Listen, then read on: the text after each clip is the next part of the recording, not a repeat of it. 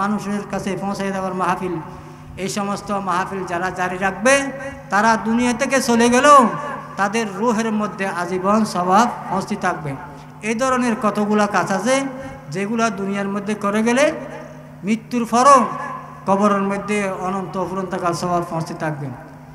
যেমন কেহ যদি মসজিদ নির্মাণ কাজের মধ্যে সাহায্য সহযোগিতা করে, মসজিদ নির্মাণ করে, মাদ্রাসার মধ্যে সাহায্য সহযোগিতা করে, হেফজখানার মধ্যে সাহায্য সহযোগিতা করে, কোনো দিনী প্রতিষ্ঠানের মধ্যে সাহায্য সহযোগিতা করে, এই ধরনের কাজ, কোনো রাস্তাঘাটের উন্নয়নমূলক কাজ করে যায়, এই ধরনের দিনী প্রতিষ্ঠান, আলেম ওলামার মজলিস, কোরআন হাদিসের আলোচনার, নবী শাহনমানের মাহফিল, এগুলা যদি জারি রেখে যায়, এগুলা যতদিন পর্যন্ত থাকবে, যতদিন পর্যন্ত মসজিদের মধ্যে ইবাদত বন্দেগী চলবে, নবীর শাহনমানের আলোচনা চলবে, ততদিন পর্যন্ত জারি রাখে তাদের রূহের মধ্যে স্বভাব পৌঁছতে থাকবে। হাদিস শরীফের মধ্যে আছে ইজা মাতাল ইনসানু ইনকাতা আমালুহু, মানুষ যখন মারা যায় মানুষের সমস্ত কর্ম বন্ধ হয়ে যায়।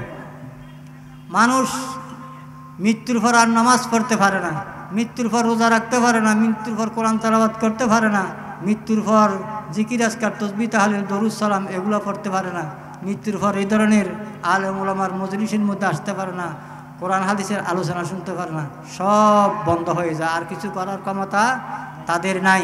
কিন্তু কয়েক প্রকার কাজ যদি জারি রেখে যায় তাহলে এগুলোর স্বভাব মৃত্যুর পর আজীবন কবরের মধ্যে পৌঁছতে থাকবে।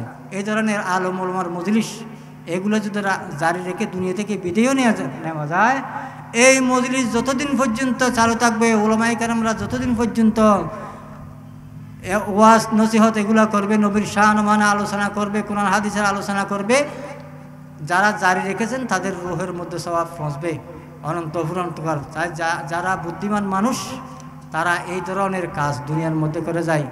যাদের টাকা পয়সা আর্থিক অবস্থা ভালো আছে তারা দান খয়রাত করে যায়, আর যারা মসজিদ মাদ্রাসা এতিমখানা এই ধরনের জায়গার মধ্যে তারা জায়গা সম্পদ দান করে যায়। এগুলা দান করে গেলে মৃত্যুর পর আজীবন অনন্ত অফুরন্তকাল রূহের মধ্যে স্বভাব পৌঁছবে। আর অনেক মানুষ আছে, অনেক টাকা পয়সা আছে, কোটি কোটি টাকা আছে, কিন্তু দিন ধর্মের কাজের মধ্যে কোনো টাকা পয়সা খরচ করে না, দিন ধর্মের সাথে কোনো সম্পর্ক রাখে না, আলেম ওলামার সাথে সম্পর্ক রাখে না, এই সমস্ত মজলিসের সাথে সম্পর্ক রাখে না, কোনো ইবাদত বন্দেগী করে নাই এবং ইবাদত বন্দেগীর সাথে সম্পর্ক রাখে না। তারা শুধু দুনিয়ার চিন্তা করে, দুনিয়ার লোভ লালসা, দুনিয়ার বিলাসিতা, দুনিয়ার আরাম আয়াস এগুলোর চিন্তা করে করে দুনিয়া থেকে বিদায় নিয়ে যায়।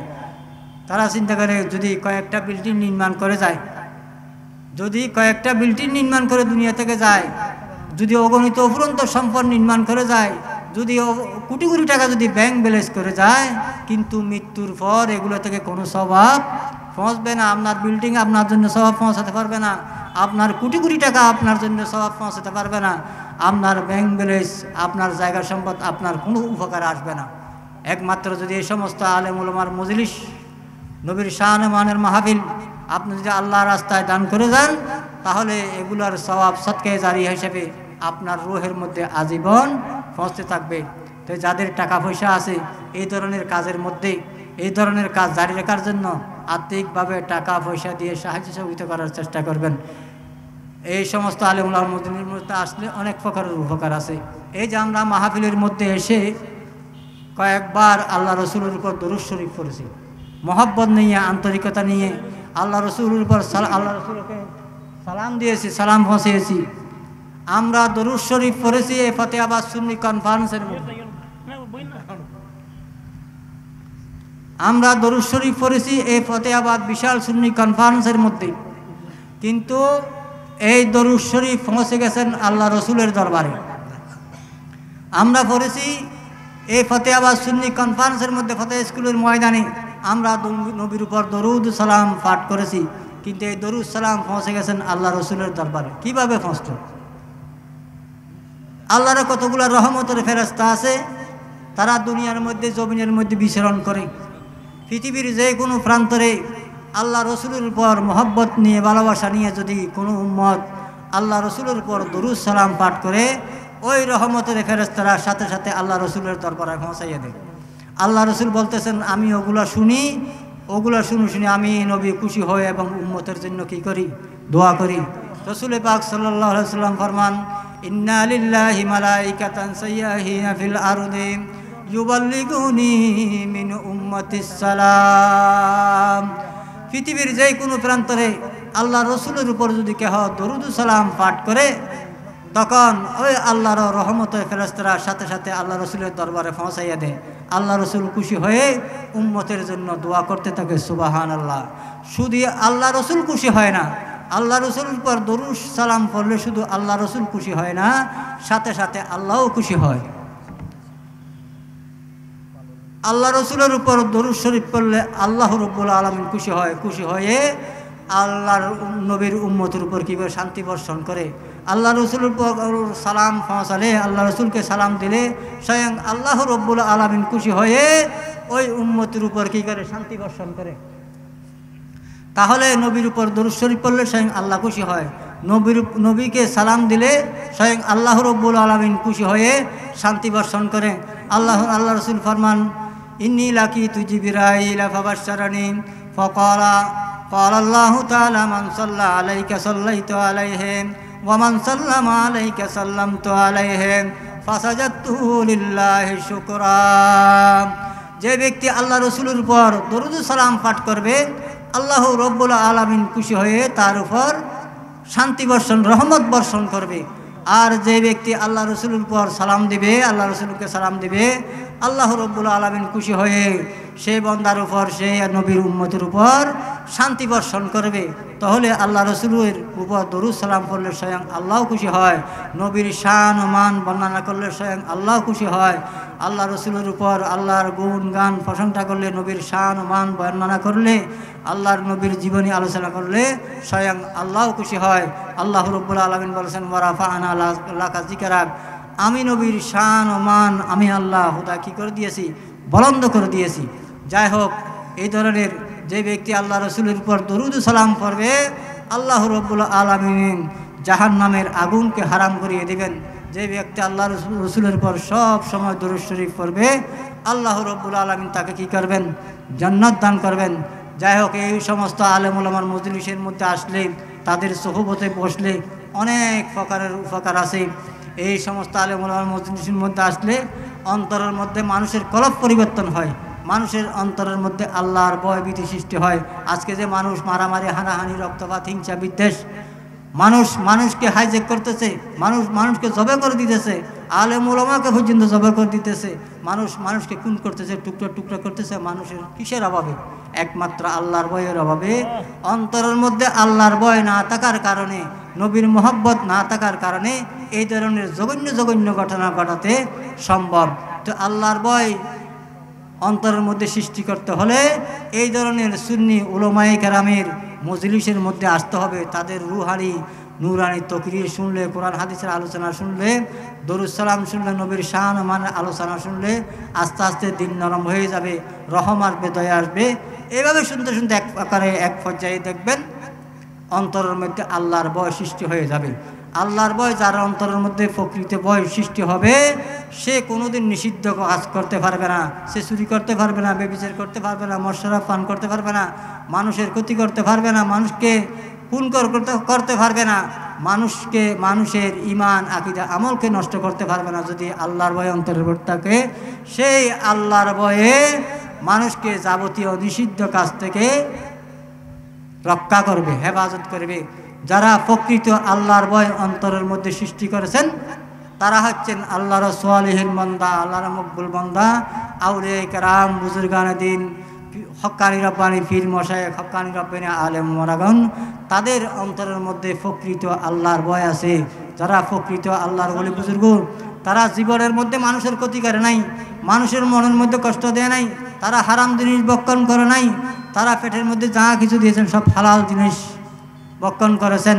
তারা গীবত করে নাই, চুগলখুরি করে নাই, মানুষের মনের মধ্যে কষ্ট দেন নাই, তারা মানুষকে কঠিন ভাষায় কোনো কথাবার্তা বলেন নাই।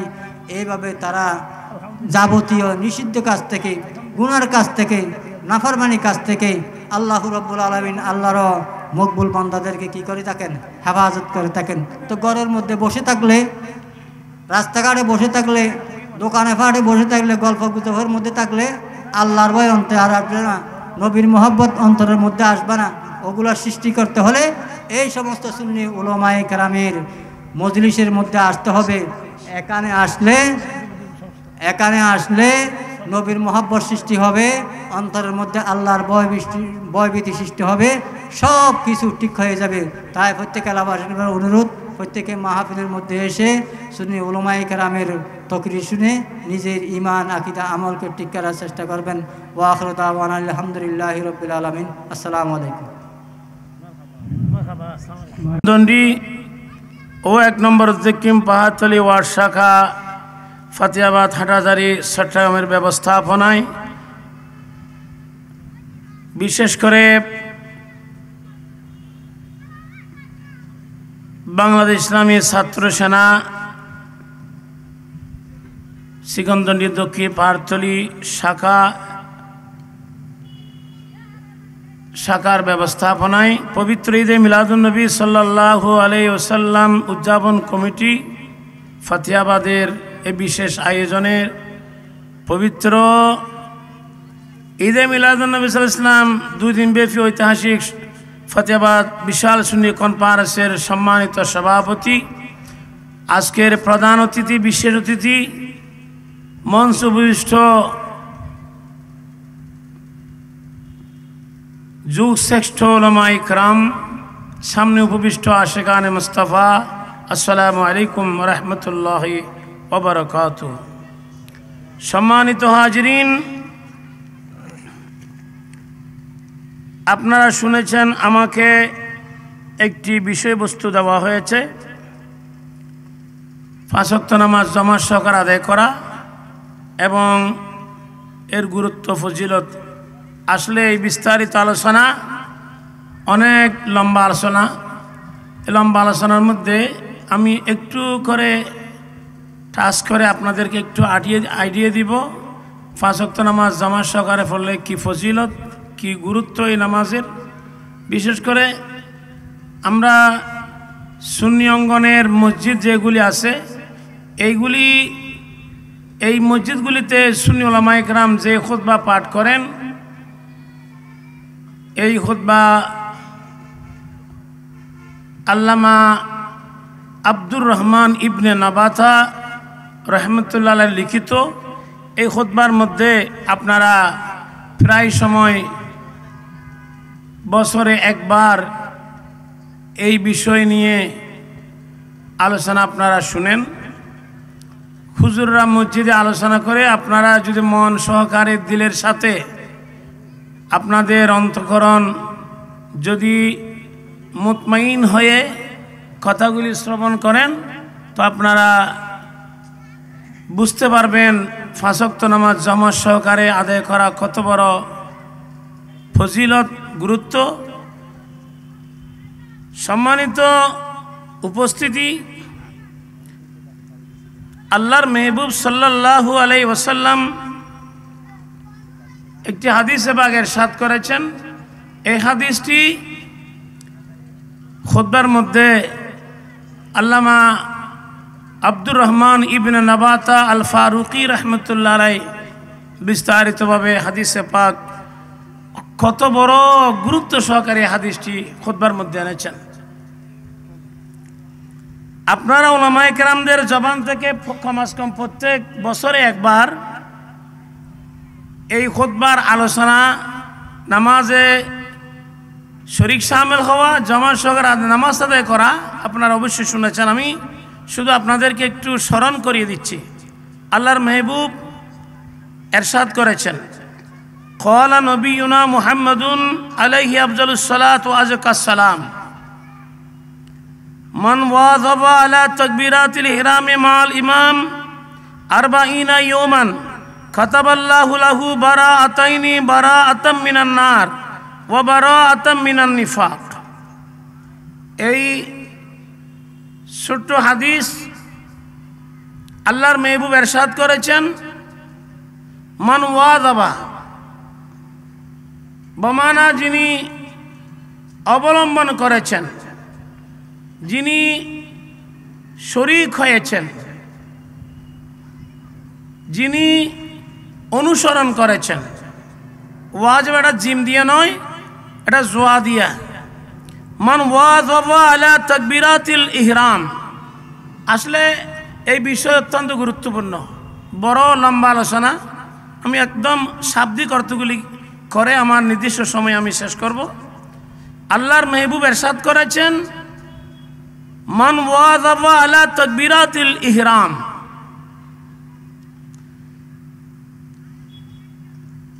যিনি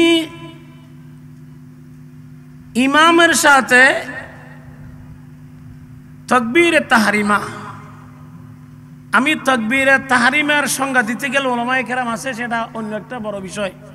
তাকবীরটাকে তাহরিমা তাকবীর, তাকবীরে তাহরিমা কেন বলা হয় আমি সেদিকে যাচ্ছি না, এটা আমার বিষয় নয়। বিষয় হলো জামাত সহকারে নামাজ আদায় করা, অর্থাৎ তাকবীরে উলা।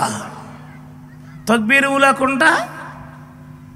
এখানে তাকবীর আল্লাহু আকবার বলে রুকুতে যায়, আকবার আল্লাহু আকবার বলে সিজদায় যায়, আবার আল্লাহু আকবার বলে ইমাম সাহেব উঠেন, আমরাও ইমাম সাহেবের সাথে উঠি, বসি, রুকু সিজদা করি। এখানে তাকবীরে উলা মানে প্রথম তাকবীর। প্রথম তাকবীর মানে ইমাম সাহেবের সাথে, ইমাম সাহেবের অনুসরণ করে একটু করে পরপর সাথে সাথে ইমাম সাহেব হাত তুলেছেন নিয়ত করার জন্য কিবলামুখী হয়ে, ইমাম সাহেবের হাতের তালুগুলি কিবলামুখী করে এই তাকবীর বলার সাথে সাথে ইমামকে অনুসরণ করে ইমামের একটু করে পরপর, ইমামের আগে নয়, এই আল্লাহু আকবার করে নিয়ত বাঁধা। আল্লাহু আকবার মনে করি নাওয়াইতু আন উসাল্লিয়া লিল্লাহি তাআলা রাকাতাই সালাতিল ফজর ফরদুল্লাহি তাআলা ইক্তাদাইতু বিহাজাল ইমাম মুতাওয়াজ্জিহান ইলা জাহাতিল কাবাতিশ শরীফাতে আল্লাহু আকবার। এটা হলো তাকবীরে তাহরিমা বা তাকবীরে উলা। এই তাকবীরে উলার খত সীমা কতটুকু? তাকবীর উলা কি সূরা ফাতিহা শেষ করা পর্যন্ত, নাকি রাকাতের শেষ পর্যন্ত, রুকুতে যাওয়ার তাকবীর আগ পর্যন্ত, না সানা ফেরার পর পর্যন্ত? এখানে ইমামদের মধ্যে মতবাদ আছে, উলামায়ে কেরাম আছেন। তবে এক কথায় কি, ইমামের সাথে সাথে ইমামের পরপরে তাকবীরে তাহরিমা তাকবীরে উলা বাঁধতে হবে, এটা হলো আফজল। সুবহানাল্লাহ। অনেক ইমাম আইম্মে মুস্তাহিদিনরা বলেছেন সূরা ফাতিহা শেষ করা পর্যন্ত, অনেকে বলেছেন রুকুতে যাওয়ার তাকবীর আগ পর্যন্ত, অনেক কথা আছে, আমি সেদিকে যাচ্ছি না। আল্লাহর মেহবুব ইরশাদ করেছেন, যিনি তাকবীরে উলা তাকবীরে তাহরিমা ইমামের সাথে মাল ইমামে আরবাঈনা ইয়াওমান 40 দিন গ্যাপ না দিয়ে ফজর, জোহর, আসর, মাগরিব, ইশা এইভাবে প্রত্যেক দিন কমাস কম 40 দিন কোনো একজন আল্লাহর বান্দা ইমামকে অনুসরণ করে তাকবীরে উলার সাথে তাকবীরে তাহরিমার সাথে যদি শরীক হয়, নামাজে শরীক হয়, 40 দিনের একদিনও তাকবীর উলা কি হয় নাই, বাদ যায় নাই। অর্থাৎ ইমাম নামাজ শুরু করা থেকে নিয়ে শেষ পর্যন্ত একটি ওয়াক্ত বাদ যায় না। 40 দিন অনবরত যারা এইভাবে তাকবীর উলার সাথে নামাজ পড়েছেন, কি হলো? কাতাবাল্লাহু লাহু বারাআতাইন। এখানে বারাআতান মানে ফজিলত, বারাআতান মানে রিফাত, বারাআতান মানে আপনার শান্তি, ইজ্জত, বরকত।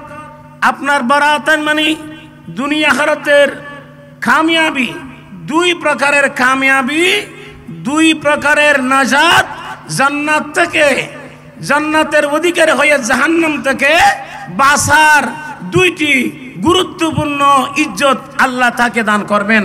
সুবহানাল্লাহ। কেন বারাআতানের আরো সংজ্ঞা আছে, উলামায়ে কেরাম আছেন, আমি সেদিকে যাচ্ছি না। বারাআত এটা কি? এক কথা জেনে রাখুন, ওই বান্দাকে আল্লাহ দুইটি পজিশন, দুইটি জান্নাতের সুসংবাদ আল্লাহ দান করবেন। সুবহানাল্লাহ।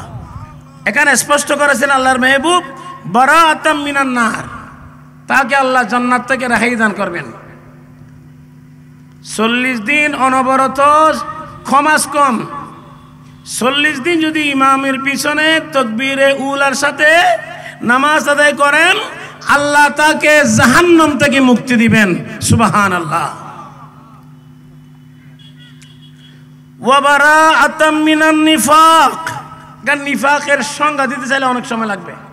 এক কথা কি, নেফাকত তাগুতি, তাগুত খোদা বিদ্রোহী, নবী বিদ্রোহী, আল্লাহ দেখতে পারেন না, আল্লাহ পছন্দ করেন না, রসুল পছন্দ করেন না, এই জাতীয় কাজ থেকে শারীরিকভাবে মানসিকভাবে কলবান আল্লাহ বান্দাকে হেফাজত করবে।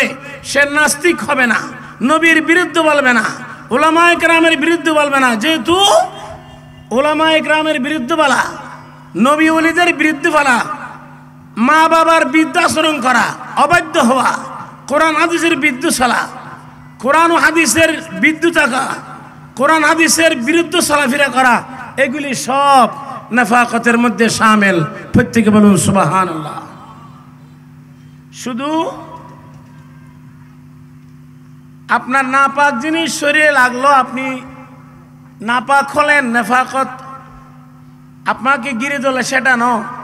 আসল নেফাকত হলো আল্লাহর বিরুদ্ধে, আল্লাহর হুকুম আহকামের বিরুদ্ধে, মুস্তাফা রহমতুল্লিল আলমিনের হাদিসে পাকের বিরুদ্ধে চলা, এটা হলো বড় নেফাকত। সুবহানাল্লাহ। সুলতানুল আরিফিন বাইজিদ বুস্তামি রহমতুল্লাহ বলেছেন যে নেফাকত 2 প্রকার। ওনার জীবনী পড়লে আপনারা পাবেন। সুলতানুল আরিফিন বাইজিদ বুস্তামি রহমতুল্লাহ বললেন যে বাইরের বাহ্যিক আপনার শরীরে কোনো নাপাক পড়লো, উচ্ছিষ্ট জিনিস পড়লো, যেগুলি পড়লে কাপড় ধুয়ে দিতে হয়, যেগুলি বাঁচলে গোসল করতে হয়, যেগুলি বাঁচলে কাপড় ধুয়ে দিতে হয়, এটা এক ধরনের নেফাকত। সুলতানুল আরিফিনের সাথ ফরমাচ্ছেন আসল নেফাকত হলো আল্লাহর কোরআনের বিরুদ্ধে তাগুতি শক্তি অর্জন করা, মুস্তাফার আদর্শের বিরুদ্ধে চলা, আল্লাহর প্রিয় বান্দাদের সাথে বেয়াদবি করা, এর সেই নেফাকত আর নাই। এটা হলো বড় নেফাকত। সুবহানাল্লাহ। তো এগুলি করে কে? যাদের মধ্যে কলবান নেফাকত, যাদের মধ্যে কলব নাপাক হয়ে গিয়েছে, এরা আল্লাহর ওলিদের বিরুদ্ধে বলবে, মা বাবার অবাধ্য হবে, বিবির হক বিবিকে আদায় করবে না, ছেলে মেয়েদের হক ছেলে মেয়েদেরকে দিবে না, পাড়া প্রতিবেশীর হক দিবে না, আল্লাহর কোরআনের বিরুদ্ধে কথা বলবে, হাদিস পাকের বিরুদ্ধে কথা বলবে।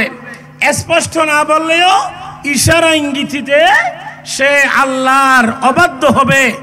গতকাল আল্লামা শফিউল আলম নিজামী মাদ্দাজিল্লুহুল আলী তকরির করেছেন, আপনারা অনেকে শুনেছেন, যে আল্লাহর ওলিদের সামনে বেয়াদবি করা, আল্লাহর প্রিয় বান্দাদের সাথে বিরুদ্ধে আচরণ করা, এটা ঈমান থেকে খারেজ হওয়ার আলামত। প্রত্যেকে বলুন নাউজুবিল্লাহ।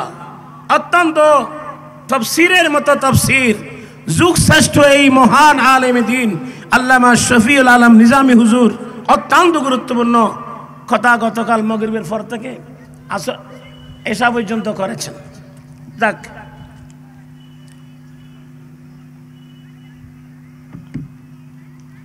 وعنه صلى الله عليه وسلم أنه قال من دوام على صلاة الجماعة آتاه الله خمس خصال। আমি অত্যন্ত তাড়াতাড়ি করে বলতেছি। আল্লাহর মেয়ে ইরশাদ করেছেন, যিনি সব সময় 5 ওয়াক্ত নামাজ জামাতে আদায় করেছেন, আল্লাহ তাকে 5 প্রকারের ফায়দা দান করবেন। আলহামদুলিল্লাহ বলুন। আমি অত্যন্ত সহজ সরলভাবে বলতেছি, এগুলি বিস্তারিত বললে 2 ঘন্টা লাগবে। আউয়ালুহা ইউরফাউ আনহু দিকুল মাঈশা, যিনি জামাত সহকারে 5 ওয়াক্ত নামাজ জামাত সহকারে আদায় করবেন, আল্লাহ তার রুজির মধ্যে বরকত দান করবেন। আমরা বলি হুজুর আমার বরকত নাই, আমার ব্যবসা বাণিজ্য এই নেই সেই নাই, আমাকে একটু দোয়া করুন, আমার রিজিকের ঘাটতি চলছে। আল্লাহর মেহবুবের এই হাদিস আমল করলে বেলা হিসাব আল্লাহ রিজিকের ফয়সালা করবেন। সুবহানাল্লাহ। এক প্রকার রিজিকের মধ্যে আল্লাহ বরকত দান করবেন।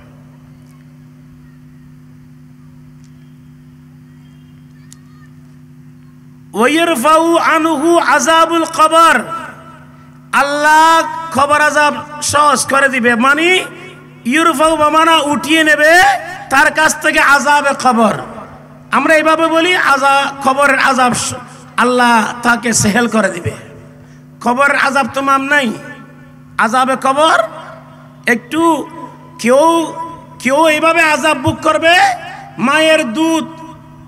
মায়ের বুকে বসে বসে দুধ কাচ্ছে, মেয়ের ঘুম আসলো, হঠাৎ করে ঘুম আসার কারণে মায়ের স্তনের বঠা ছেলে মেয়ের জবান থেকে ছুটে গেলে ওই ছেলে বলতে পারে না, এই ধরনের হবে। আল্লাহ তাকে খবরের আযাব উঠিয়ে নেবেন। ওয়ায়ুতা কিতাবুহু বিয়ামিনিহি, তাকে আল্লাহ আমলনামার ডান হাতে দিবে। ওয়ায়ামুরু আলা সিরাতি কাল বারকিল খাতিব, বড় বিজয়ী, বড় স্পর্শশীল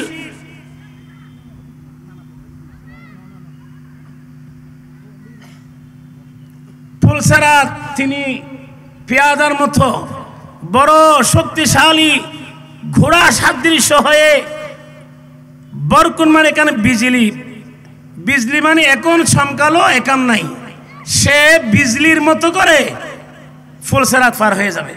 ওয়ায়াদুহুলুল জান্নাতা বেগাইরি হিসাব, সে হিসাববিহীন বেগাইরি হিসাব আল্লাহ তাকে জান্নাত দান করবেন, যিনি 5 ওয়াক্ত নামাজ জমা সহকারে আদায় করবেন। আলহামদুলিল্লাহ। এরপরে আবার জমা সহকারে আদায় না করলে কি শাস্তি হবে এই হাদিসের পরে আছে। জমা সহকারে 5 ওয়াক্ত নামাজ আদায় করলে যে পজিশন মর্তবা আল্লাহ রসুল বলেছেন এগুলি আমরা পাবো। আবার অনবরত 1 ওয়াক্ত 2 ওয়াক্ত 5 ওয়াক্ত 10 ওয়াক্ত সপ্তাহ 15 দিন মসজিদের আশেপাশে যাচ্ছে না, এ ধরনের মানুষ আছে না, এদের কি শাস্তি হবে? এই শাস্তিগুলির কথাও এখানে এই হাদিসে পাকের পরে আছে। আল্লাহ পাক আমাদেরকে 5 ওয়াক্ত নামাজ জমা সহকারে আদায় করার সুযোগ আল্লাহ আমাদেরকে দান করুন। আমিন। ওয়া আখির দাওয়ানা আনিল হামদুলিল্লাহি রাব্বিল আলামিন। আসসালামু আলাইকুম ওয়া রাহমাতুল্লাহ। ওয়াই বরাবর ফোন রিচার্জ করে দি আর খন ফরি ওয়া বুতা খোলালা আর জগনা অসুবিধা কি আতে কেন এই পর্যায়ে আপনাদের সম্মুখে আর ঠেম দিছেন তকরির নিয়ে আসছেন পশ্চিম খাগড়িয়া থানার কুল الله وملائكته يصلون على النبي يا أيها الذين آمنوا صلوا عليه وسلموا تسليما صلى الله على وآله وصحبه وسلم صلى الله على سيدنا محمد وآله وصحبه صلاة يا رسول الله عليكم بسم الله الرحمن الرحيم يا أيها الذين آمنوا لا ترفعوا أصواتكم صدق الله مولانا العظيم وصدق رسوله النبي الحبيب الكريم مولاي ربي صل وسلم وبارك عليه الحمد لله পবিত্র ঈদে মিলাদুন্নবী উদযাপন উপলক্ষে প্রতিয়াবাদের বিশাল এই সুন্নি কনফারেন্সের দ্বিতীয় অধিবেশনের সভাপতি, প্রধান অতিথি, প্রধান মেহমান, বক্তা, মঞ্চে উপবিষ্ট উলামায়ে কেরাম, আসাদায়ে কেরাম, আমার সামনে উপবিষ্ট জ্ঞানী গুণী আল্লাহর প্রিয় বান্দারা, যারা যেখান থেকে শুনছেন, রহিমানি ও রহিমাকুমুল্লাহ, আসসালামু আলাইকুম ওয়া রাহমাতুল্লাহি ওয়া বারাকাতুহু।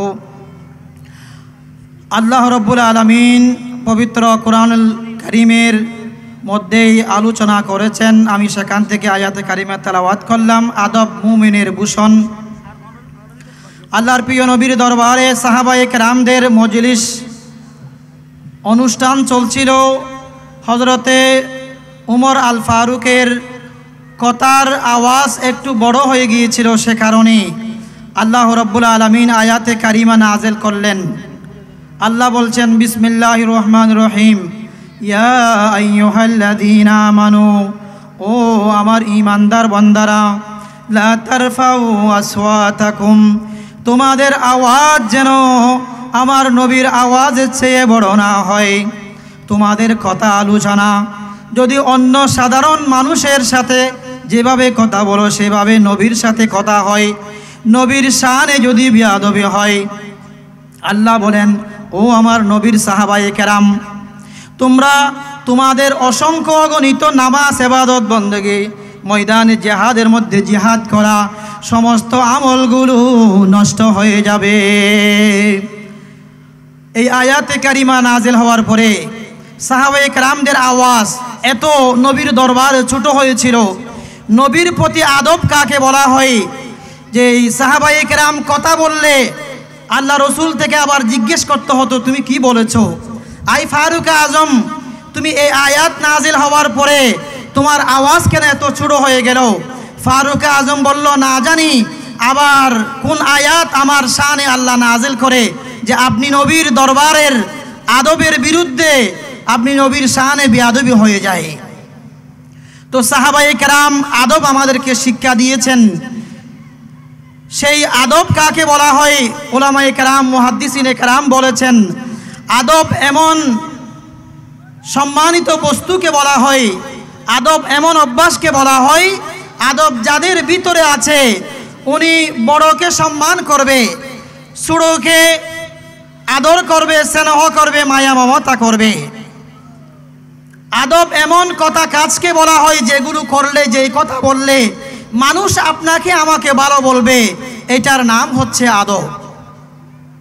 হুকামায়ে কেরাম, দার্শনিকরা, উলামায়ে কেরাম বলেছেন, আল্লাহর কাছে আদবের এত বেশি দাম এবং গুরুত্ব, আমরা দুনিয়ার সম্পদ যেভাবে আমাদের কাছে মানুষের কাছে মূল্যবান হয়, আল্লাহর কাছে আদব তার চেয়ে আরো বেশি দামি। সুবহানাল্লাহ।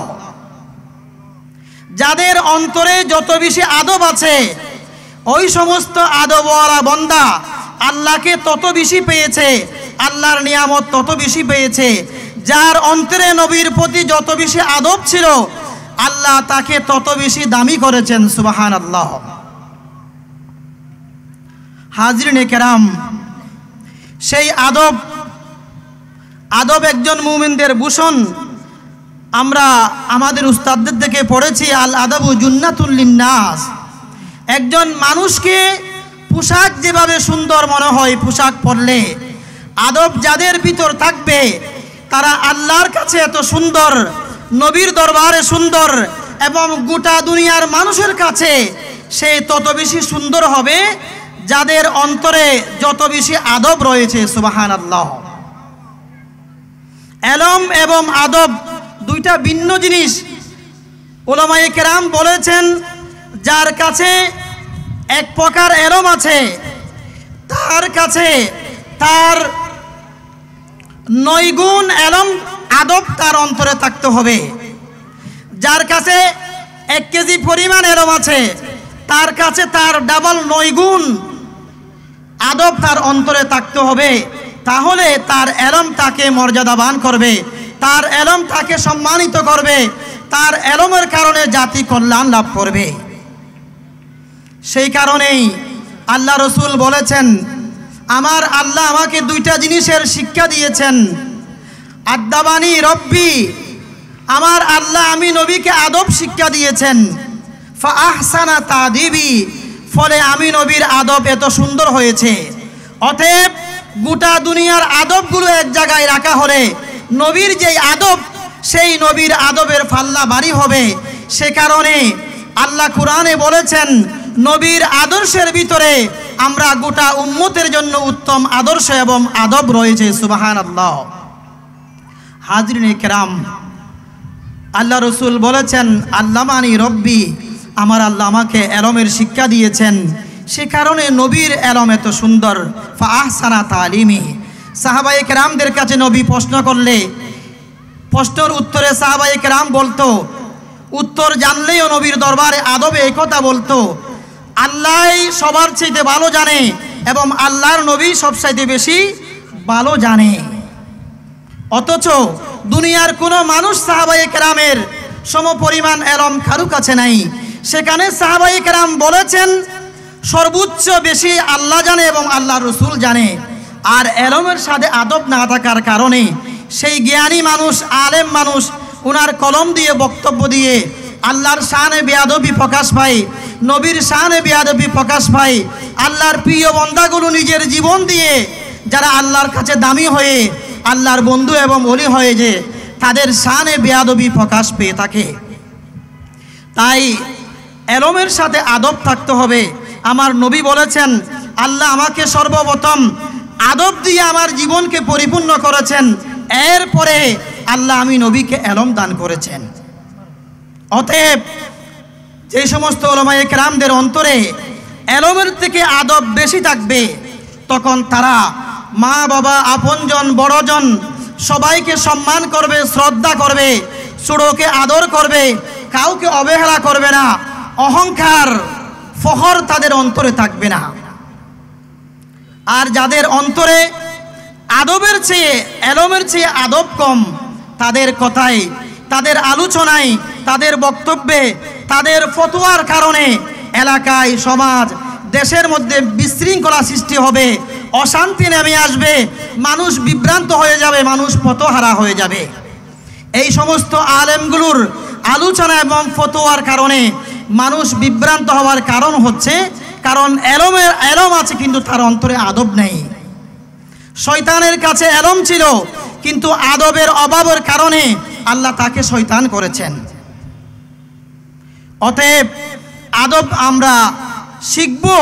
আল্লাহ কোরআনে আদবের শিক্ষা দিয়েছেন, নবীর দরবার থেকে আমরা আদব শিখব এবং আল্লাহ এবং রসুলের এই দেওয়া আদবগুলো আমরা শিখব আমাদের মা বাবা থেকে। আমাদের মা আমাদের জন্য প্রাইমারি স্কুল। আপনারা যারা শুনছেন আমাদের মা বাবা, আপনাদের থেকেই আমাদের সন্তানগুলো আদবের শিক্ষা নেবে। সে কারণেই আদব এটা অত্যন্ত গুরুত্বপূর্ণ বিষয়। এলম এবং আদব সেটা এক জিনিস নয়। আল্লাহ বলেছেন অহংকার আমার চাদর, অহংকার আল কিবরিয়াউ রেদাই। অতএব একজন বান্দা, একজন মানুষ অহংকার করতে পারে না। যেই যত বড় পজিশনে যাক না কেন, একটা গাছের মধ্যে যত বেশি ফল হবে, ফলের বারের কারণে গাছ নিচের দিকে নেমে পড়বে। অতএব যার কাছে এলমের চেয়ে আদব বেশি হবে, সে তত বেশি নমনীয় হবে, সে তত বেশি নম্র ভদ্র হবে। তাকে দেখলে মানুষ মনে করবে না উনি এত উঁচু মাপের আলেম। মাথায়, পরনে, ভূষণে, পাগড়ি, পোশাক পরিধান দেখলে মনে হবে উনি সামান্য একজন মানুষ। বুড়িচর জিয়ারুল উলুম কামিল মাদ্রাসার বিশিষ্ট বরেণ্য আলেমে দ্বীন আল্লামা আশরাফি শাহ হুজুর, উনি মাহফিলের মঞ্চে গিয়ে বসলে মানুষ চিনত না, হুজুর এখনো আসছে না কেন, এত উঁচু মাপের আলেম ছিল। অতএব এলমের চেয়ে আদব কম হওয়ার কারণেই আমরা আমাদের আলোচনায় কথায় মানুষ কষ্ট পেয়ে থাকে। আমি মনে করি আমি একজন অধ্যক্ষ, আমি একজন বিসি বিশ্ববিদ্যালয়ের প্রফেসর অধ্যাপক, আমার সাথে সাধারণভাবে মানুষ বসতে পারবে না, কথা বলতে পারবে না। সে একবারে মুড নিয়ে বসে থাকে এবং কাউকে কোনো ধরনের শ্রদ্ধা করা, সম্মান করা, ছোটকে আদর করা সেটা তার কাছ থেকে পাওয়া যায় না।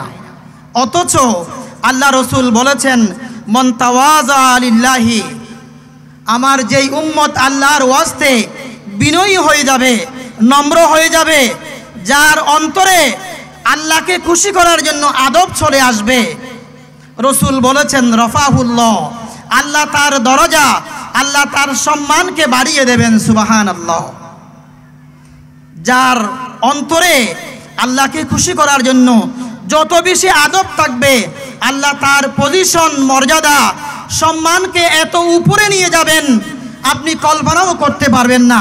আপনি কোথায় ছিলেন, এখন কোথায় আছেন, আল্লাহ আপনাকে কোথায় নিয়ে গেলেন সেটা বুঝার কোনো কল্পনা নাই। সে কারণে বড় বড় উলামায়ে কেরাম যাদের অন্তরে আল্লাহর ভালোবাসা, নবীর মোহাব্বত আছে, নবীর দরবারের প্রতি আদব আছে এবং গোটা এলাকা আল্লাহর সৃষ্টির প্রতি আদব আছে, তাদেরকে দেখলে মনে হবে সাধারণ মানুষের মতো চলাচল করে, সবার সাথে মিশে যায়, কোনো অহংকার নেই। ওই সমস্ত আল্লাহর প্রিয় বান্দাগুলো যাদের অন্তরে এলমের চেয়ে আদব বেশি, তখন তাদের সম্মান এবং মর্যাদা আল্লাহ এভাবে বাড়িয়ে দেয়, মানুষ তাদেরকে ভালোবাসে, মানুষ তাদেরকে মোহাব্বত করে, তারা সাধারণ মানুষের মতো চলাচল করে। আপনি যত ছোট হবেন আল্লাহ আপনাকে বড় করবেন, আর আপনি যদি নিজে নিজে বড় হয়ে যান, কাউকে সম্মান না করেন, কাউকে আদর স্নেহ না করেন, আপনার অন্তরে যদি আদব না থাকে, আপনি নিজেকে নিজে বড় বলবেন, আল্লাহও আপনাকে বড় বলবেন না, নবীও আপনাকে বড় হিসাবে কবুল করবে না, পৃথিবীর কোনো মানুষ আপনাকে বড় হিসাবে গ্রহণ করবেন না। সেজন্য কবির ভাষায় বলতে হয়, লোকে যাকে বড় বলে বড় সেই হয়, যার অন্তরে এলমের চেয়ে আদব বেশি উনিই বড় হয়, উনাকেই মানুষ ভালোবাসে, মোহাব্বত করে, উনাকেই মানুষ বড় হিসাবে সমাজে প্রতিষ্ঠিত করে। আমাদের আসাদায়ে কেরাম, আমাদের অভিভাবক, আমাদের রাহবর যারা আছে, ওনারা গোটা জীবন আমাদেরকে আদবের শিক্ষা দিয়েছেন, তালিমের শিক্ষা দিয়েছেন, সবরের শিক্ষা দিয়েছেন। সবর ধৈর্যের পাহাড় হয়ে যেতে হবে। সবর এবং আদবের শিক্ষা আমরা আমাদের আকাবিরিন হযরত থেকে পেয়ে আল্লাহ আমাদেরকে এত নিয়ামত দান করেছেন। আল্লাহ সবাইকে আদব আমাদের জীবনের ভূষণ হিসাবে গ্রহণ করার তৌফিক দান করুক, আমিন। ওমা আলাইনা ইল্লাল বালাগ। আসসালামু আলাইকুম ওয়া রাহমাতুল্লাহি ওয়া বারাকাতুহু। مرحبا مرحبا المرسلين وعلى آله وأصحابه وأزواجه وعترته وعلينا معهم أجمعين. أما بعد فقد قال الله تعالى عز وجل في شان حبيبه آمرا ومخبرا إن الله وملائكته يصلون على النبي يا أيها الذين آمنوا صلوا عليه وسلموا تسليما. صلى الله وعلى سيدنا محمد وآله وأصحابه وبارك وسلم. صلى الله على وآله وأصحابه. اللهم صل على سيدنا مولانا محمد وعلى آل سيدنا. يا رسول الله تداني أمتنا عاجزا رهنما جملة رما واتوي. اللهم صل على سيدنا مولانا محمد وعلى آل سيدنا.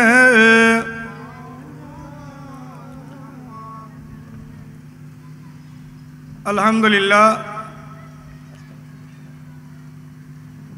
আল্লাহ পাক রব্বুল আলামিনের দরবারে অফুরন্ত শুকরিয়া যে মহান রব্বুল আলামিন আমাদেরকে এই পবিত্র আজিম শান মাহফিলে আসার বসার তৌফিক দান করেছেন। আজ ফতেহাবাদ আদর্শ বহুমুখী উচ্চ বিদ্যালয় ময়দানে পবিত্র ঈদে মিলাদুন নবী সাল্লাল্লাহু আলাইহি ওয়াসাল্লাম উদযাপন কমিটি ও ইসলামী ছাত্র সেনা 12 নং সিকন্দন্ডিও 1 নং দক্ষিণ পাহাড়তলী ওয়ার্ড শাখা যৌথ ব্যবস্থাপনায় আজকের এই দ্বিতীয় দিবসের ঐতিহাসিক ফতেহাবাদ বিশাল ৪৪তম সুন্নি কনফারেন্সের সম্মানিত সভাপতি, অতিথিবৃন্দ, মঞ্চের সামনে সুধীমণ্ডলী, শ্রোতামণ্ডলী, মাইকের আওয়াজ যতটুকুন যাচ্ছেন সর্বস্তরের মুসলমান ভাইয়েরা, পর্দার আড়ালে মা ও বোনেরা, সবাইকে আমি আবারও সালাম জানাচ্ছি। আসসালামু আলাইকুম ওয়া রাহমাতুল্লাহি ওয়া বারাকাতুহু। মহান রব্বুল আলামিন আমাদেরকে আজকের এই আজিম শান মাহফিলে আসার বসার, তকরির করার এবং তকরির শ্রবণ করার তৌফিক দান করেছেন। এই জন্য আল্লাহর দরবারে শুকর আদায় করি, সবাই বলি আলহামদুলিল্লাহ। সাথে সাথে আল্লাহর নবী রহমতুল্লাহ আলামিন, শফিউল মুজনবিন, সরওয়ারে কায়নাত, ফখরে মুজিদাত নবী মুহাম্মদুর রাসূলুল্লাহ সাল্লাল্লাহু আলাইহি ওয়াসাল্লামার নূরানি কদমে পাকে প্রত্যেকে প্রেম, ভক্তি, মোহব্বত, আন্তরিকতা নিয়ে, শ্রদ্ধা নিয়ে সবাই পড়ি আসসালাতু ওয়াসসালামু আলাইকা সাইয়্যিদি ইয়া রাসূলুল্লাহ, আসসালাতু ওয়াসসালামু আলাইকা সাইয়্যিদি ইয়া নবী আল্লাহ, আসসালাতু ওয়াসসালামু আলাইকা সাইয়্যিদি ইয়া হাবিবাল্লাহ ওয়া আলা আলিকা ওয়া আসহাবিকা ইয়া রাহমাতাল লিল আলামিন।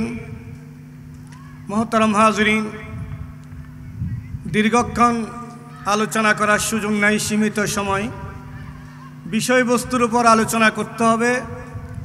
এই জন্য আমি যারা আয়োজন করেছেন আয়োজকদেরকে, মিলাদুন নবী উদযাপন কমিটি এবং ছাত্র সেনাকে ধন্যবাদ জানাই, যেহেতু বক্তাদেরকে বিষয়বস্তু নির্ধারণ করে দিয়েছেন। সেই বিষয়ের উপর আলোচনা করা এবং বর্তমান যুগের চাহিদা অনুযায়ী বিষয়বস্তু নির্ধারণ করে আলোচনা করা, এটা অত্যন্ত জরুরি। সেটা আমাদের আয়োজক যারা তারা করেছেন, এই জন্য আমার পক্ষ থেকে তাদেরকে ধন্যবাদ জানাচ্ছি।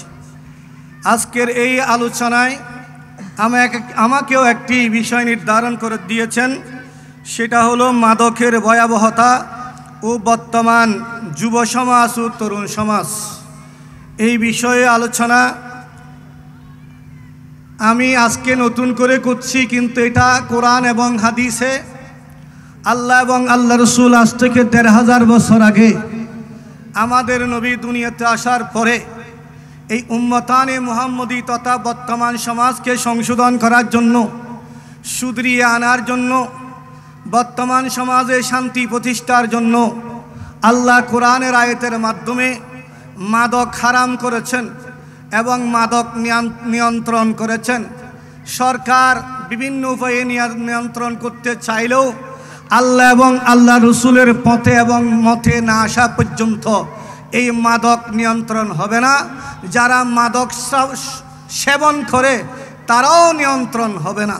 তাই আমি এই আল্লাহ এই মাদককে নিয়ন্ত্রণ করার জন্য কুরআনুল কারীমের মাধ্যমে, আমার নবীর মাধ্যমে এই পৃথিবীর মানুষকে জানিয়ে দিয়েছেন মাদক এটা হারাম, এটা মাতাল করার একটা বস্তু। এই বস্তুটি যারা গ্রহণ করবে তারা হারাম খাবে। সুতরাং এটা শরীয়তে নিষিদ্ধ, সমাজে একটি গর্হিত কাজ। কোরআনে পাক আল্লাহ পাক রব্বুল আলামিন ইরশাদ করেছেন, ইয়াসআলুনাকা আনিল খামরি ওয়াল মাইসিরি কুল ফীহিমা ইসমুন কাবীরুন ওয়া মানাফিউল লিন-নাস ওয়া ইসমুহুমা আকবারু মিন নাফইহিমা। সূরা বাকারার 219 নম্বর আয়াত। এই আয়াতে কারিমায় আল্লাহ পাক রব্বুল আলামিন বিশ্ববাসীর সামনে জানিয়ে দিয়েছেন যে সমস্ত জিনিস খেলে পান করলে মাতাল হয়ে যাবে সেই জিনিসগুলো হলো মাদক। সুতরাং সেই মাদক সম্পূর্ণ হারাম, যেটাকে আমরা মদ বলি, যেটাকে আমরা কি বলি? মদ বলি। এই মদ সম্পূর্ণ শরীয়তে নিষিদ্ধ এবং হারাম। এই বিষয়ে কোরআনে পাকে আল্লাহ 4টি আয়াতে কারিমা নাযিল করেছেন পর্যায়ক্রমে। এই আয়াতে কারিমা এটা যে এই জিনিসগুলো যে খেলে পান করলে মাতাল হয়ে যাবে সেটার প্রমাণ আল্লাহ কোরআনে পাকের মাধ্যমে দিয়েছেন। ওয়ামিন তামারাতিন নাখিল ওয়াল আনাব তাত্তাখিজুনা মিনহু সাকারান ওয়া রিজকান হাসানা। সবাই বলি সুবহানাল্লাহ। আল্লাহ কোরআনে পাকে ইরশাদ করেছেন যে উন্নত মানের তৎকালীন সময়ে আরবের মধ্যে উন্নত মানের মদ তৈরি হতো, সেটা হলো খেজুর আর আঙ্গুরের পানি এবং রস দিয়ে। এই খাবারগুলো খাবারের মধ্যে উন্নত মানের খাবার। আল্লাহ বলেছেন রিজকান হাসানা, খানার মধ্যে এটা উন্নত মানের খাবার। এবং তৎসময়ে খেজুর আর আঙ্কুরকে পানি করে রস চিবিয়ে যেগুলো বের করত সেগুলো উন্নত মানের খাবার হিসেবে তৎসময় ছিল। কিন্তু এই খাবারগুলো খেলে এগুলো বেশি দিন রেখে দিলে বীজাণুর মধ্যে ওখান থেকে যে পানিগুলো বের হয় এগুলো পান করলে মানুষ মাতাল হয়ে যায়। কি হয়ে যায়? এগুলো তৈরি হয় উন্নত মানের খাবার থেকে। কিসের থেকে? খেজুর থেকে। যে খেজুরের দাম বর্তমানে, যে খেজুর আগে 200, 300, 700 টাকা ছিল, এই খেজুর বর্তমানে 800, 900, 2000, 1200 এমনকি 4000 টাকা পর্যন্ত। আমি কথা বুঝাইতে পারছি? এই উন্নত মানের খাবারগুলো দিয়ে মদ তৈরি হয়, শরাব তৈরি হয়, মাদক তৈরি হয়। আমাদের দেশে এই মাদকগুলো রাস্তার পাশে, ডাস্টবিনের পাশে রাস্তার মানুষ যেভাবে মদ পান করে, আবার আমাদের দেশের কিছু হাইফাই লেভেলের উন্নত মানের মানুষ যেগুলো মার্সিডিজ কারে করে চলাফেরা করে, বড় বড় হোটেলে জীবনযাপন করে, ওরাও এই উন্নত মানের মাদকগুলো সেবন করে, যেগুলোর নাম উস্কি, ব্র্যান্ডি, অন্যান্য উচ্চমানের উচ্চ লেভেলের মাদক, যেগুলো বড় মানুষগুলো খায়। সবাই বলি নাউজুবিল্লাহ। কেউ রাস্তার পাশে পাগলামি করে, কেউ ডাস্টবিনের পাশে পাগলামি করে খেয়ে, কেউ বাড়িতে গিয়ে খেয়ে পান করে স্ত্রীকে মা বলে পাগলামি করে, নাউজুবিল্লাহ বলেন। আবার মা খেয়ে গালাগালি করে, লাফালাফি করে, ঝগড়া বাজায়, সমাজে ফিতনা সৃষ্টি করে। এই মাতাল হয়ে যাওয়া জিনিসগুলো, বস্তুগুলোকে আল্লাহ সম্পূর্ণ নিষিদ্ধ করেছেন। সেটা খেজুর থেকে হোক, এটা আঙ্গুর থেকে হোক, এটা বাতকে পচানোর মাধ্যমে হোক, যেটা রাঙ্গামাটি তৈরি করে। সবাই বলি নাউজুবিল্লাহ।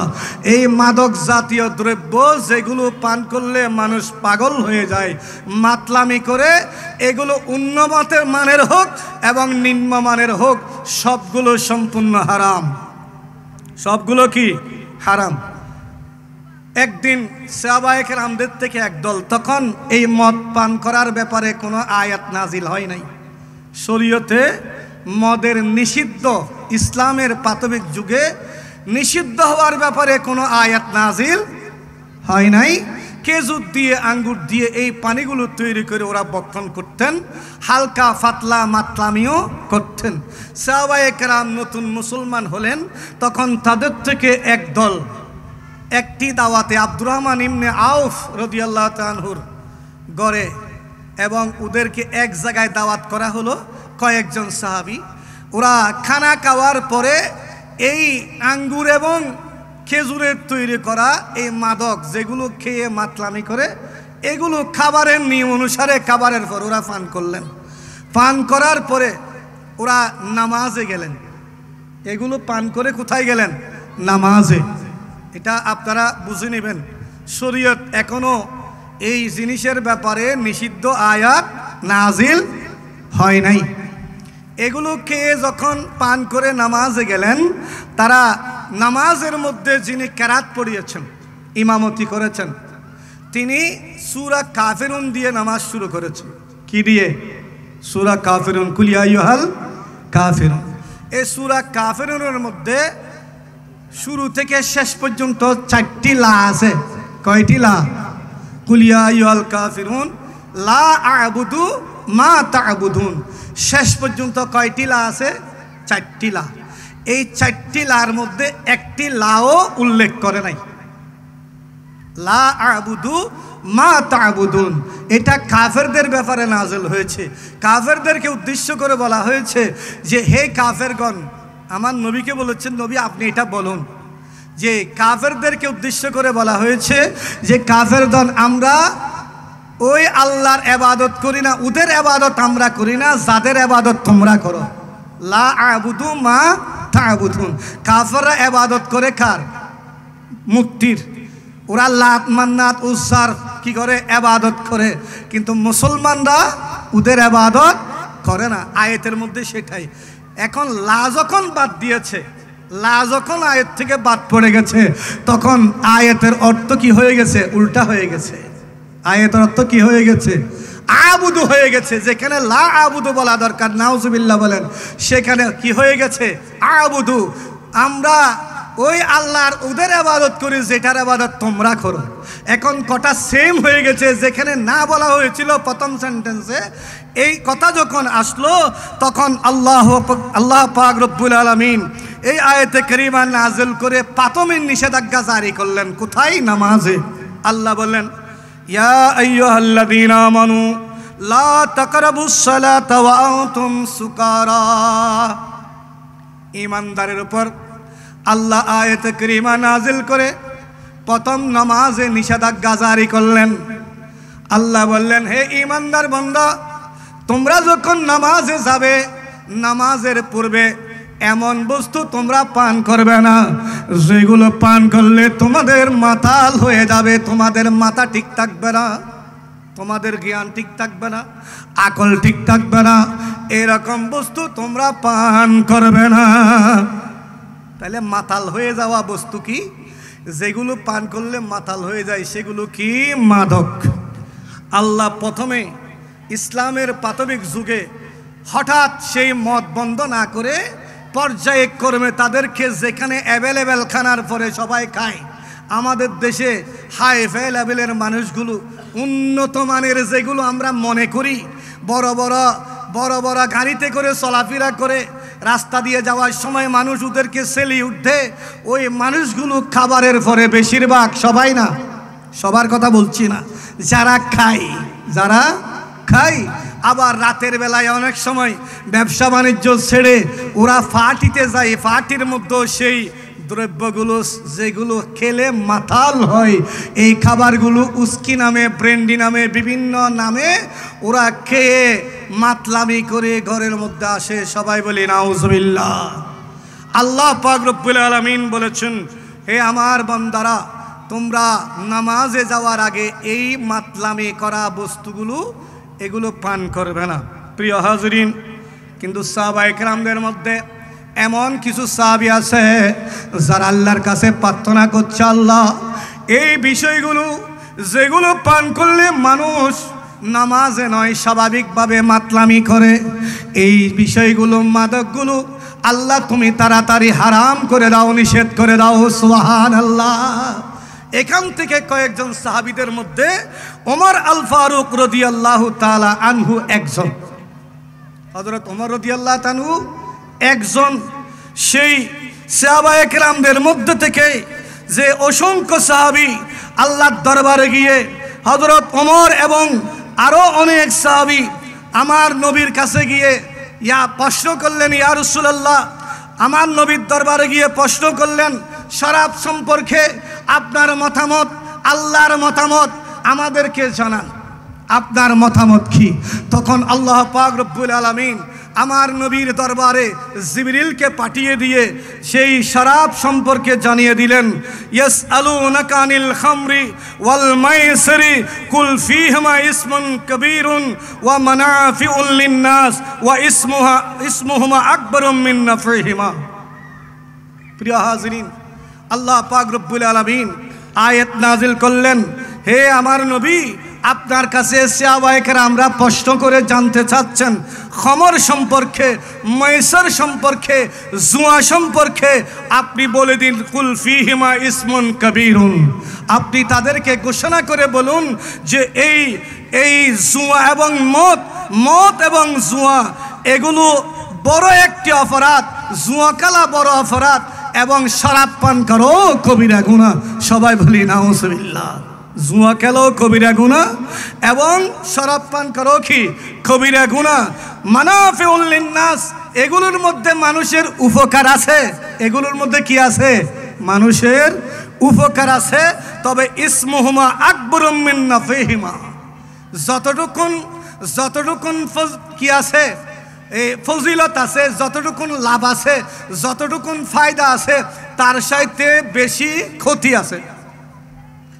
ওয়া ইসমুহুমা আকবরুম মিন নাফিহিমা, এই দুই জিনিসের মাধ্যমে লাভের চাইতে বেশি ক্ষতি। সবাই বলি নাউজুবিল্লাহ।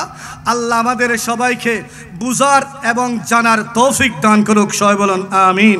প্রিয় হাজরিন, এই কথা যখন ঘোষণা দিল তখন আবার সাহাবায়ে কেরামদের মধ্যে থেকে এক দল বলতেছে, না এগুলো আমরা খেলে পান করলে, জি শেষ করতেছি, এগুলো পান করলে, এগুলো খেলে আমরা একটু ফায়দা পাচ্ছি। তখন আল্লাহ পাক রব্বুল আলামিন এর দরবারে হযরত উমর আকাঙ্ক্ষা করতেছেন, আল্লাহ তুমি তাড়াতাড়ি এই মদকে হারাম করে দাও সম্পূর্ণরূপে। তখন আল্লাহ পাক রব্বুল আলামিন আয়াত নাজিল করলেন, ইয়া আইয়ুহাল্লাযীনা আমানু ইন্নামাল খামরু ওয়াল মাইসারু ওয়াল আনসাবু ওয়াল আজলামু রিজসুম মিন আমালিশ শাইতান ফাজতানিবুহু লাআল্লাকুম তুফলিহুন। আল্লাহ বলেন, হে ঈমানদার বান্দাগণ, যেই খমর, মদ এবং জুয়া এবং ভাগ্য নির্ধারণ এবং তীর নিক্ষেপ করা, ফানস বাতি উড়ানো, এগুলো সব নাফাকি, এগুলো সব শয়তানের কাজ। কিসের কাজ? শয়তানের কাজ। এগুলো সব নাফাকি কাজ, এগুলো মানুষের ক্ষতি করে, এগুলো সব শয়তানের আমল। ফাজতানিবুহু, তোমরা এই গর্হিত কাজ থেকে, শরাব পান থেকে এবং জুয়া খেলা থেকে, ভাগ্য নির্ধারণ থেকে, তীর নিক্ষেপ থেকে, ফানস বাতি উড়ান থেকে তোমরা বেঁচে থাকো, পরহেজ করো, যাতে তোমরা সফল কাম হও। কেননা ইন্নামা ইউরিদু শাইতানা আইয়ুকিয়া বাইনাকুমুল আদাওয়াতা ওয়াল বাগদা ফিল খামরি ওয়াল মাইসারে। কেননা শয়তান সব সময় ইচ্ছা পোষণ করে এই দুইটি জিনিসের মাধ্যমে। কিসের মাধ্যমে? খমর এবং মাইসার, শরাব এবং জুয়ার মাধ্যমে। যেই বগজ দুশ্মনী সৃষ্টি করা, আদাওয়াতি সৃষ্টি করা, ঝগড়া লাগিয়ে দেওয়া, শুধু তাই নয়, ওয়ায়াসুদ্দুকুম আন যিকরিল্লাহ, এই দুইটি জিনিস মানুষকে আল্লাহর জিকির থেকে দূরে সরিয়ে দেয়, আল্লাহর জিকির থেকে দূরে সরিয়ে দেয়। এবং ওয়ানিস সালাতি ফাহাল আনতুম মুনতাহুন, এবং নামাজ থেকে দূরে রাখে। মাদক এবং জুয়া এই দুই জিনিসে মানুষকে আল্লাহর জিকির থেকে এবং নামাজ থেকে দূরে রাখে, মানুষের মধ্যে ঝগড়া লাগিয়ে দেয়। আল্লাহ বলেন, এরপরও কি তোমরা সেগুলো গ্রহণ করবে? এরপরও কি গ্রহণ করবে? আজকে আমাদের যেই পরিস্থিতি, যুব সমাজ এখন সেই মাদক বিভিন্ন নামে রূপান্তরিত করেছেন। এক সময় সেই সুলা ছিল, মাদক ছিল, মদ ছিল, জুয়া ছিল। এখন সেই মাদকের নাম পরিবর্তন হয়ে কি হয়েছে? ইয়াবা। এখন কি হয়েছে? ইয়াবা। আমাদের বর্তমান যুব সমাজের মধ্যে ইয়াবা সেবন করে গোটা সমাজকে ধ্বংস করে দিচ্ছে। আমাদের সেই যুব সমাজ নয়, আমাদের সেই তরুণ সমাজটা পর্যন্ত ধ্বংস হয়ে যাচ্ছে।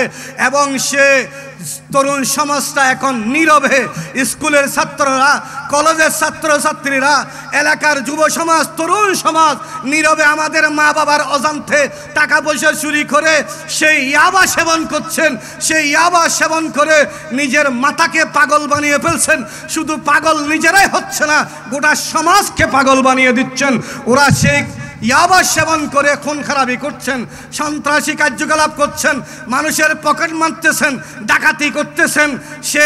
সেই বর্তমানে যেই দলগুলো গঠন হয়েছে, যেটাকে বলা হয় ছোটদের যে দলটা গঠন করা হয়েছে, সেটার নাম কি? এখন কিশোর গ্যাং না ভাই, সবাই বলি নাউজুবিল্লাহ। কি গ্যাং? কিশোর গ্যাং। এই কিশোর গ্যাং নীরবে মা বাবার অজান্তে, সমাজের মানুষের অজান্তে ওরা সেই ইয়াবাগুলো সেবন করছে, যেটার মাধ্যমে এলাকায় হত্যাকাণ্ড, যজ্ঞ, সন্ত্রাসী কার্যকলাপ শুরু হচ্ছে। এই হত্যাকাণ্ড থেকে বাঁচতে হলে সমাজে আমাদেরকে ওই ওদের বিরুদ্ধে শরীয়তের ফতোয়া আমরা বাস্তবায়ন করতে পারবো না, যেহেতু ইসলামী সমাজ নয়। হাদিস শরীফ আল্লাহ রসুল বলেছেন, যদি একবারের জায়গায় 4 বার যদি কেউ এই ইয়াবা সেবন করে ইচ্ছে করে, তাকে প্রথমে দৌড়া মারো, 4 বার করলে তাকে হত্যা করো। কিন্তু সেই হত্যা যেহেতু ইসলামী রাষ্ট্র নয়, আমরা করতে পারবো না। শরীয়তের ফয়সালা হলো, ইমামদের মতামত হলো, মযহাবের ইমামদের মতামত হলো, তাদের সাথে আমরা সম্পর্ক ছিন্ন করা, তাদের খাবার দাওয়াত দিলে না যাওয়া এবং তাদের সাথে সম্পর্ক ছিন্ন করা, তাদের সাথে লেনদেন না করা, তাদেরকে ঘৃণা করা। আমরা বর্তমানে কিছু সমাজের মানুষ আছে যে এই সমাজে আমরা ঘৃণা করা তো দূরের কথা, তাদেরকে আরো নেতা বানাই আর তাদেরকে বেশি মহব্বত করি, তাদেরকে খানার দাওয়াত দিই, তাদেরকে ভয় পাই। সবাই বলি নাউজুবিল্লাহ। আল্লাহ আমাদের সবাইকে বুঝার এবং জানার, এই বর্তমানে যে ভয়াবহতা পরিস্থিতি সৃষ্টি হচ্ছে, আমাদের যুব সমাজ নষ্ট হচ্ছে এবং আগামীতেও হবে, এখান থেকে আমরা সতর্কতা অবলম্বন করে আমাদের ছেলে মেয়েদেরকে হেফাজত করে সেই ভয়াবহ পরিস্থিতি থেকে আমরা বাঁচানোর জন্য ঐক্যবদ্ধভাবে চেষ্টা করলে ইনশাআল্লাহ আমরা সেখানে সফল কাম হব। আল্লাহ আমাদের সবাইকে তৌফিক দান করুক। আসসালামু আলাইকুম ওয়া রাহমাতুল্লাহি ওয়া বারাকাতুহু। وعليه وصحبه وسلم صلاة يا رسول الله عليكم سلام يا حبيب الله عليكم خدا خود نور مجرم سيد القونين ختم المرسلين آخر عمد مبرد فعل الأولين صلاة يا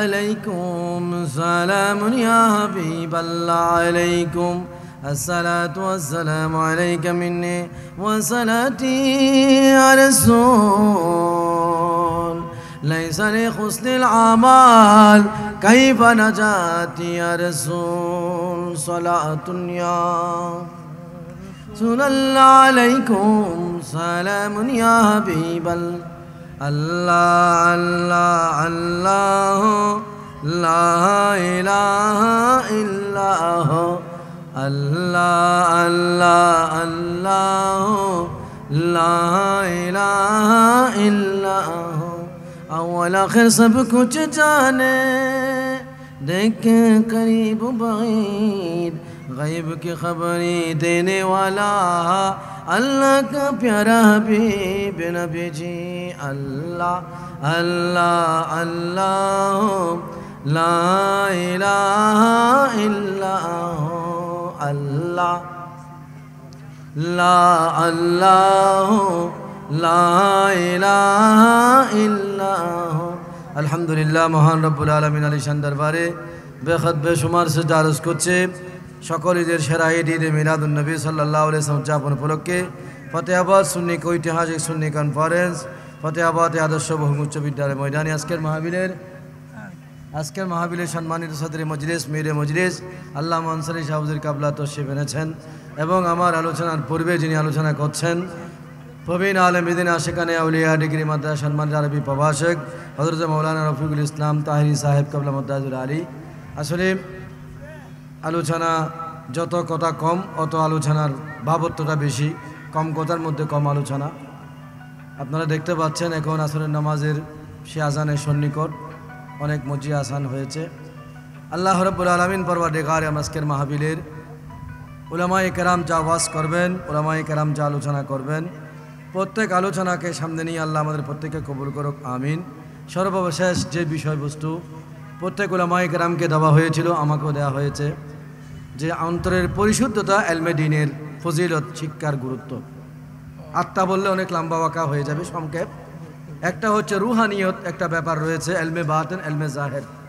আমাদের জীবনে অনেক রকমের ব্যবসায়ীজীবী রয়েছে, চাকরিজীবী রয়েছে, ইঞ্জিল বিভিন্ন রকমের বিভিন্ন ফ্যাক্টরির যারা যেগুলোকে বায়ার বলি বা যেগুলা মেরামত করেন মিস্ত্রি বলি, তারও একজন থেকে শিখে আসছেন। কিন্তু সেই শিকারের মধ্যে যদি কসবি বলা হয়, উপার্জন বলা হয়, সে উপার্জনের মধ্যে শুধু টাকার উদ্দেশ্য হয়, সেটা রুহানিয়তের সাথে সম্পর্ক নাই। আর যদি সে শিকারের মধ্যে অন্তরের সম্পর্ক হয়, আমি আমার যা শিখেছি আমার উস্তাদ থেকে, ওই শিকার মধ্যে প্রভুর সান্নিধ্য অর্জন করব মহান রব্বুল আলমীর রাস্তায়। আল্লাহ রব্বুল আলমিন যেই কোরআন আল্লাহর মাহবুবের উপর নাযিল করেছেন, যেই কোরআনকে বলেছেন হে কোরআন তুমি কি নিয়ে এসেছো, বলে আমি মদিনায় পাকে আছি, রসুল মদিনায় তশরিফ নিয়েছেন আর আমি কোরআন মাদানী হয়েছি। এটি হচ্ছে ইলমে রুহানিয়ত, এটি হচ্ছে রুহানি শিক্ষা। এই শিক্ষা যারা অর্জন করেছেন, এই শিক্ষা বাস্তব ইলমে বাতিনের অন্তর্ভুক্ত।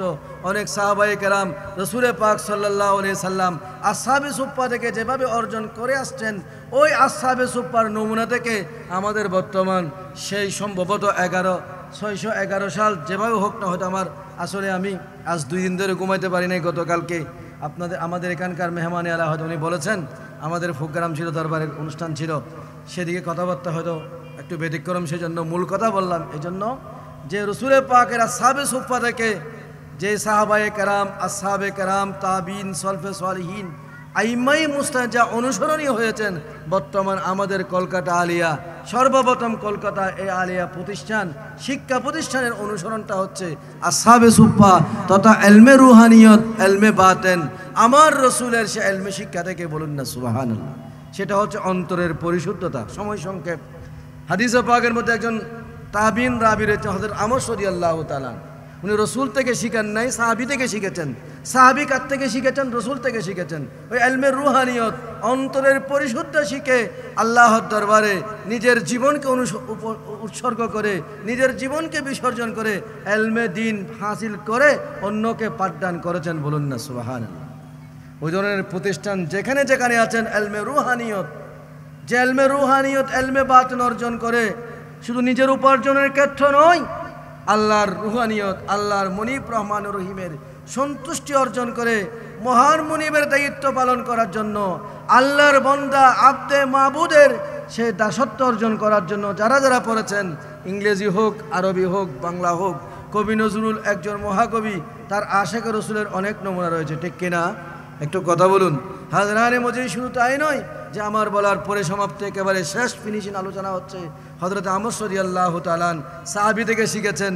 ইমাম আবু হানিফা রাহমাতুল্লাহ আলাইহি আমর রাদিয়াল্লাহু তাআলার শাগরিদ নয়, বরং ইমাম বুখারী রাহমাতুল্লাহ আলাইহি হযরত আমর রাদিয়াল্লাহু তাআলার দাদা উস্তাদ ছিলেন।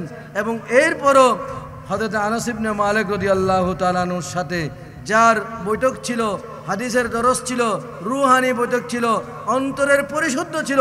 কেমন জ্ঞান! যিনি হজে গিয়েছেন বন্ধু বান্ধবকে নিয়ে। আমরা সবাই যারা হজ করি, হুজুররা করেছেন, তাওয়াফ করার পর জমজমের পানি থেকে পানি পান করেন। ওয়াজিবত তাওয়াফ নামাজ আদায় করে আল্লাহর দরবারে ফরিয়াদ করে নিজেকে মামুন বলে, মাসুম বলে, ওই জমজমের পানি যখন পান করেন, আল্লাহর দরবারে ফরিয়াদ করেন, ওই বান্দা আল্লাহর দরবারে কবুল হয়ে যায়। বলুন না সুবহানাল্লাহ।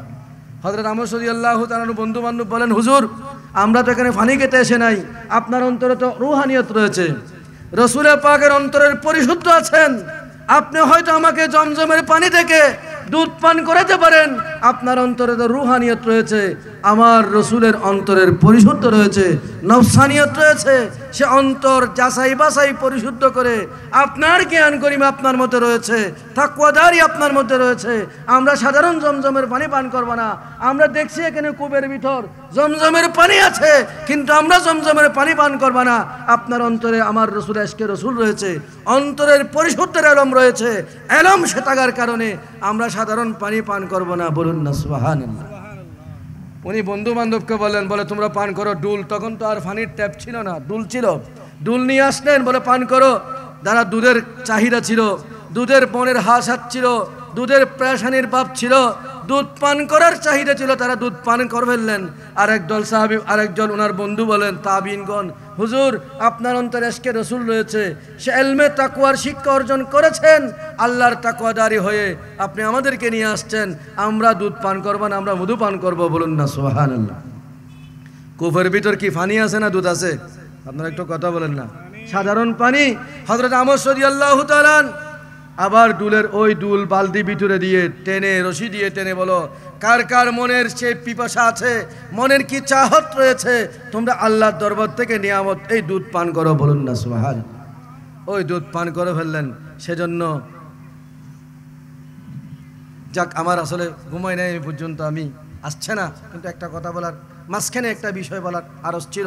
যাক, সেদিকে আমি যাচ্ছি না। এক কথায় আমরা বুঝি এলমে জাহের আর এলমে বাতেন। আশরাফ আলী থানভী, যাকে হাকিমুল উম্মত বলা হয়, ওনার এক হাতে কোরআনে কারীম দিয়েছেন। রুহানিয়ত কাকে বলা হয়? আত্মশুদ্ধি প্রয়োজনীয়তা এলমের শিক্ষা কি?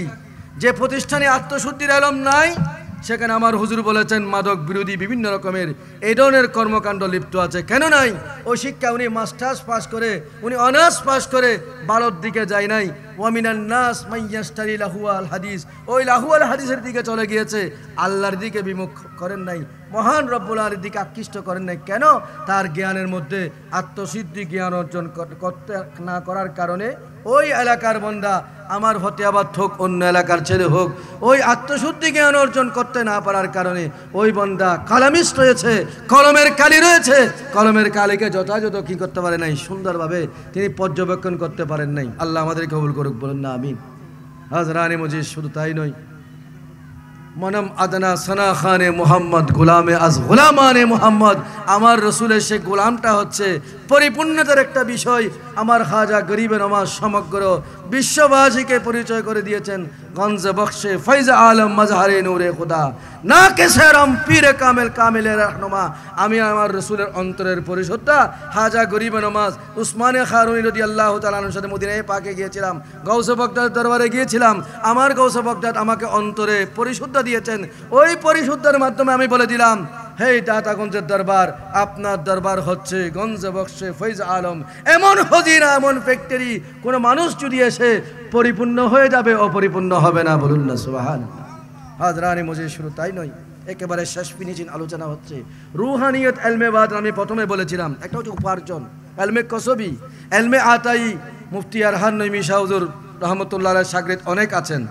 আল্লামা নুরুজ্জামান নঈমী কোনো কিতাব পড়ে নাই, উনি উনার জবানে পাকে। আমি আমাদের মুফতি আহলে সুন্নাহ আল্লামা সৈয়দ মুফতি ওসির রহমান শাহ হুজুর কাবলার এক সময় আমরা ছোট্টবেলা ছিলাম, উনি বলেছেন, কথার মধ্যে বলেছেন, আমি আমার উস্তাদের কোনো কিতাব পড়ি নাই, আমাকে চা পিলাও, উক্কা পিলাও বলতেন, আমি সবগুলা করে দিতাম। এগুলা করার পরে যখন আমার আব্বা হযরতে রাহাতুল্লাহ নকশবন্দি আমাকে খবর দিয়েছেন, মাদ্রাসা দিয়েছেন নুরুল উলুম, আমি খেদমত করতে হবে, উস্তাদ আমাকে একটা পাগড়ি ভরিয়ে দিয়েছেন। ওই পাগড়ির মাধ্যমে উনি সুখ বন্ধ পর্যন্ত বুখারী শরীফের তাজিম, বুখারী শরীফের খেদমত করেছেন। বলুন না সুবহানাল্লাহ। হাজরানে মুজিদ, এটা হচ্ছে অন্তরের পরিশুদ্ধতা। আর সে ফতেহাবাদ, এটা ফতেহাবাদ। শাহজালাল বুখারী রহমতুল্লাহ এক গুহাকে আবাদ করেছেন, জালালাবাদ হয়েছে। সুলতান নসরুল শাহ রহমতুল্লাহ এক গুহাকে আবাদ করেছেন, ফতেহাবাদ নাম হয়েছে।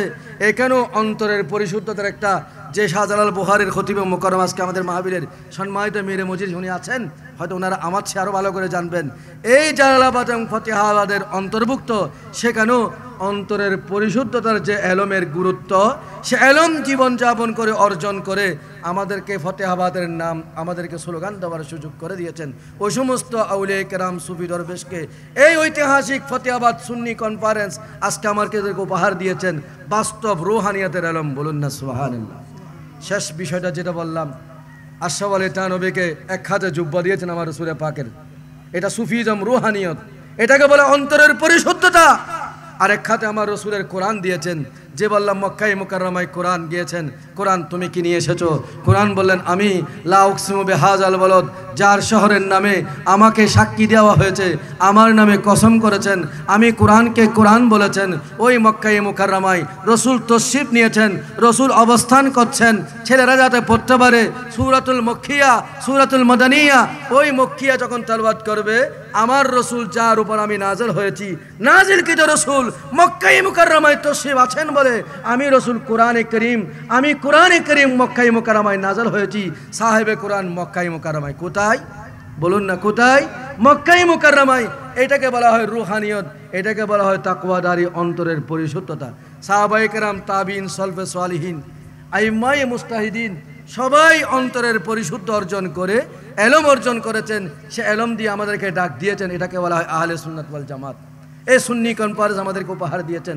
ওই আশরাফ আলী থানভী, ওনাকে ওনার একজন সুফি রুহানিয়ত শাগরিদ বললেন, পরিশুদ্ধ জ্ঞান অর্জন করেছেন। ওই জন্য একজন ব্যক্তি বললেন, আপনি হাত কোনটাকে উত্তম বলবেন? এখানে কোরআনে কারীম, এখানে আমার রসুলের জুব্বা মুবারক। উনি বললেন, তুমি তো আমাকে ফেসাই ফেলছো, এই হাত আমার উত্তম না, যে হাতের মধ্যে আমার রসুলের জুব্বা মুবারক রয়েছে। উনি আল ফাকহুল মুহিম্মাত এরপরে কিতাব লিখেছেন একটা, ওনার শাগরিদের আলোচনার পরে আল ফাকহুল মুহিম্মাত একটা কিতাব লিখেছেন। উনি বললেন, আমার হাতে রসুলের জুব্বা রয়েছে, এই জুব্বা মুবারকের হাত উত্তম, সেজন্য মান তাফাক্কাহা ওয়ালাম ইয়াতাসাওয়াব ফাকাত তাফাসসাকা ওয়ামান তাসাওয়াফা ফালাম ইয়াতাফাক্কাক ফাকাত জান্দাকা। ফিকহের সাথে তাসাউফের সম্পর্ক রয়েছে, রুহানিয়তের সম্পর্ক রয়েছে। ইমাম আবু হানিফা রাহমাতুল্লাহ আল ফাকাহু মারিফাতুন নাফসে মালাহা ওয়া মালাইহা, এই ফতেহাবাদ সুন্নি সম্মেলন রুহানিয়তের অন্তরের পরিশুদ্ধতার মাধ্যমে জ্ঞানের যারা গুরুত্ব দিয়েছেন তারাই ওয়াজ করছেন, তারা আজকে আমাদেরকে বিভিন্ন আলেম ওলামা কোরআন হাদিসের বর্ণনা করছেন। আল্লাহ কবুল করুক, আমিন। আসসালামু আলাইকুম ওয়া রাহমাতুল্লাহি ওয়া বারাকাতুহু।